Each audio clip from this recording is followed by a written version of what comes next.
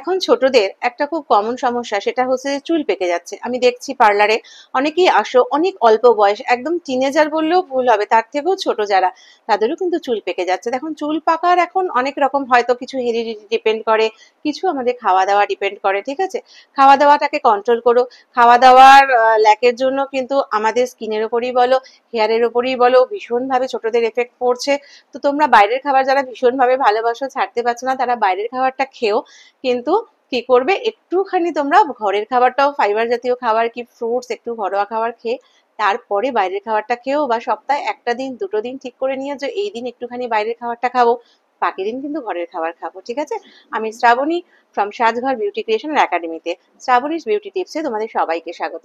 কি করবে তোমরা জেনে নাও। তোমরা চায়ের লিকার করবে, চায়ের লিকার করে সেই লিকারটা কিন্তু ঠান্ডা করে নেবে।